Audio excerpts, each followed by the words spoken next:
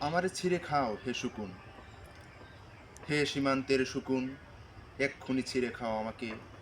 হে আটলান্টিকের eagle, শিগগির খুবলে খাও আমাকে। হে বৈকাল স্রোতের বাজ, আস্ত্রে কামড়ে ছিন্ন ভিন্ন করো আমাকে। আমার রক্তরসে শুধু অসহায়ত্ব আর অভাব, কাগজের কামলারা তারে আদর করে মুদ্রাস্ফীতি ডাকে। ঋণের চাপে নীল হয়ে যাচ্ছে আমার অনুচক্রিকা, সংসার চালাতে অন্তর হয় ইন্টারনাল ব্লিডিং। কি আশ্চর্য, তবুও আমি মরছি না। ওদিকে দোজকের ভয়ে আত্মহত্যা করবারও সাহস পাই না আমি। খোদাকে বললাম আমি মরতে চাই। তিনি বললেন, বেঁচে আছো কে বলল?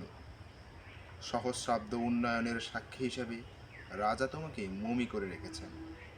বাজারে দীর্ঘশ্বাস ফেললে নাকি রাজ্যের ভীষণ বদনাম হয়। রাজারও মন খারাপ হয় খুব। কোতোয়ালরা ফরমান জারি করেছে, আমাকে সারাক্ষণেই হাসতে হবে, নইলে দেশি কুকুর ও বিদেশি মাগুরকে একবেলা ভালো মন্দ খাওয়ানো হবে আমার মাংস দিয়ে।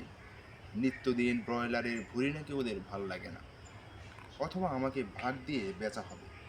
মানুষের তো মানুষ খাওয়ার স্বাদ হতে পারে, তাই না? ভাগ্যিস তা বিদেশি সুপার শপে বিক্রি হবে না। দেশি মানুষেরও তো হক বেশি আমাকে খাওয়ার।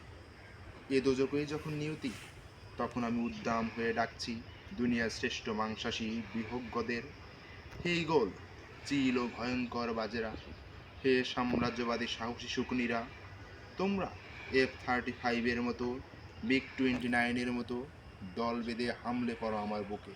আমার রান, থান, চক্ষু, কলিজা আজ সব তোমাদের গনিমতের মাল। দেশি শুয়োর খুবলে খাওয়ার আগেই আমার ইচ্ছে মতো ছিঁড়ে খাও তোমরা।